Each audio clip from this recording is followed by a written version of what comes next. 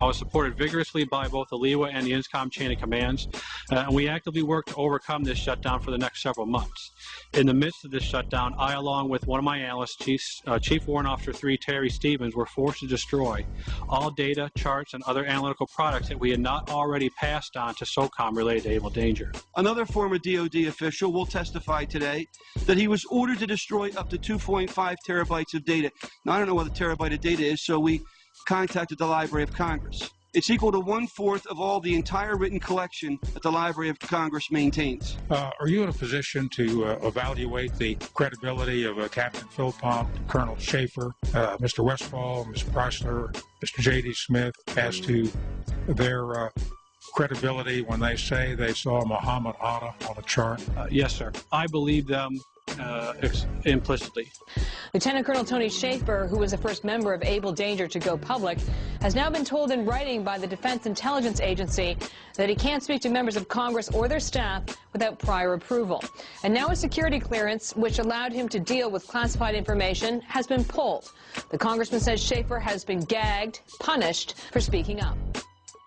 The official response to Able Danger began in September 2005 with a letter from 9/11 Commissioner Slade Gordon to Senator Arlen Specter. Gordon concludes by saying that since Condoleezza Rice, President Bush, and the White House denied that Able Danger identified the 9/11 hijackers, it never happened. A 6-month investigation by the Senate Intelligence Committee concluded in December 2006 that Able Danger did not identify Muhammad Atta or any other 9/11 hijacker. Can we be certain that the hijackers were radical Muslims on a suicide mission? Or is there a possibility that they were trained, funded, and protected in our own country? Major Deskin? Yes, ma'am, Sergeant Lorda. Yes. I'm just letting you know for information we're having an exercise, SF exercise. We're having a comm out. Okay. Guys. Happy, thanks. All right, thank you. Back. Between September 2000 and June 2001, the Federal Aviation Administration, FAA, would scramble fighter jets to intercept errant aircraft 67 times. Interceptions are routine and usually occur within 10 minutes of a sign of trouble, such as permanently losing radio contact and transponder signal or flying off course. On the morning of September 11th, according to official accounts, 4 commercial airliners would be off course and out of communication, and not one of them would be intercepted.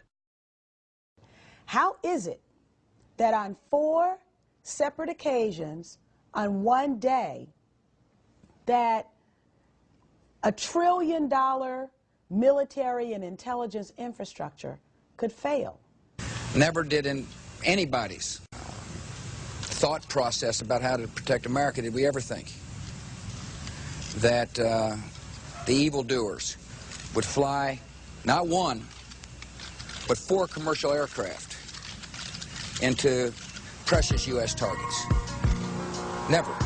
I don't think anybody could have predicted that these people would take an airplane and slam it into the World Trade Center, take another one and slam it into the Pentagon. Nobody in our government, at least, and I don't think the prior government that could envision flying airplanes into buildings on such a massive scale. But that turns out not to be true. U.S. military planners did envision and practice those very scenarios. As reported by USA Today, the North American Aerospace Defense Command, NORAD, conducted exercises with fighter jets, simulating hijacked planes flown into the World Trade Center in the 2 years before the attacks. Pentagon planners also envisioned the attack on the Pentagon 5 months before it happened. According to this April 2001 Pentagon email, Air Force officials wanted a war game, having a terrorist group hijack a commercial airline and fly it into the Pentagon. The idea was to check response times to launch fighter jets, but according to the Pentagon email, the plan was ultimately rejected by senior Pentagon officials as too unrealistic.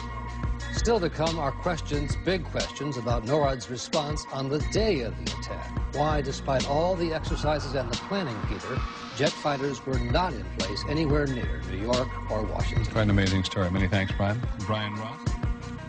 One drill, called Amalgam Virgo, was conducted on June 1st and 2nd, 2001, and simulated successful terrorist attacks. Its purpose was to focus on unconventional threats, including an airborne hijacking. One plan would simulate the hijacking of a commercial airliner, which would be crashed into the Capitol. The second part of the exercise, which was planned but not executed before 9/11, involved 2 planes with actual pilots on the flight deck. FBI agents would hijack the planes and divert them to secure locations. And on its cover, Osama bin Laden. In fact, multiple war games were underway on 9/11 itself. The question was, we had 4 war games going on September 11th, and the question that I tried to pose before the Secretary had to go to lunch was whether or not the activities of the 4 war games going on September 11th actually impaired our ability to respond to the attacks. The answer to the question is no, did not impair our response. In fact, General Eberhart, who was then the commander of North American Aerospace Defense Command, as he testified in front of the 9/11 Commission, I believe he told them that it enhanced our ability to respond. There were 2 CPXs. There was 1 Department of Justice exercise that didn't have anything to do with the other 3, and there was an actual operation ongoing because there was some Russian bomber activity up near Alaska. So, did the war games ultimately help or hinder our response? September 11th was day 2 of Vigilant Guardian, an exercise staged by the Joint Chiefs and NORAD, which simulated hijacked planes in the northeastern United States. Vigilant Guardian is a branch of Global Guardian, a mass Armageddon exercise being conducted at Offutt Air Force Base in cooperation with NORAD. Originally scheduled to take place in late October, Global Guardian was moved to September. The exercise is reportedly canceled after the second Twin Tower is hit. 3 E-4B Doomsday planes remain airborne. 2 government sources familiar with the incident tell CNN it was a military aircraft, but say the details are classified. This comparison of the CNN video and an official Air Force photo suggests the mystery plane is among the military's most sensitive aircraft, an Air Force E-4B. The E-4B is a state-of-the-art flying command post, built and equipped for one reason: to keep the government running no matter what, even in the event of a nuclear war. Ask the Pentagon, and it insists this is not a military aircraft, and there is no mention of it in the official report of the 9/11 Commission. The Pentagon, the Secret Service, and the FAA all say they, at least for public consumption, have no explanation of the giant plane over the president's house, just as the smoke began to rise across the river at the Pentagon. Barksdale Air Force Base also participated in Global Guardian. Instead of returning directly to Washington, D.C., President Bush would fly to both Barksdale and Offutt Air Force Base before returning to the White House. Another drill, Northern Vigilance, moved fighter jets to Canada and Alaska to monitor a fleet of Russian MiGs on a training mission. Northern Vigilance also placed inputs onto military radar screens, also referred to as phantoms. Inputs are simulated errant aircraft, which appear real to those participating in the exercise. We fought many phantoms that day. 3 F-16s from Andrews Air Force Base, located 15 miles from the Pentagon, are flown 180 nautical miles away for a training mission in North Carolina. Fort Belvoir, an Army base 10 miles south of the Pentagon, is preparing for an exercise intended to test security in case of a terrorist attack. Employees in the Office of Emergency Management on the 23rd floor of World Trade Center Building 7 continue preparations for Tripod, a biological attack drill scheduled for September 12th.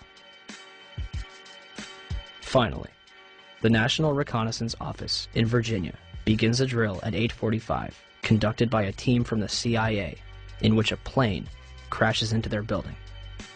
Also, a number of war games were being conducted that have yet to be fully disclosed. Ask about the war games that were planned for 9/11. Commissioner Gorelick. Could you please be quiet? We have only a few minutes with General Myers. I'd like to ask a question. General Myers, the I'm sorry. I would ask, please, people in the audience to be quiet if you want to stay here. Submitted, son. So, sir, Statement. This commission has not answered my questions. I'm walking out. It's a farce. I will. Thank you. So let me get this straight. On the morning of 9/11, the United States is running drills in which hijacked aircraft go in and out of radar. Fighter jets are flown out of the United States, and planes are crashed into buildings. What a coincidence. And in terms of what motivated me to bring all the aircraft down, as you see one thing happen, that's an accident.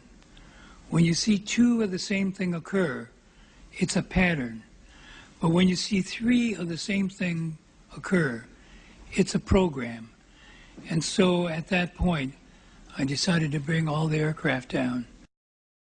And so,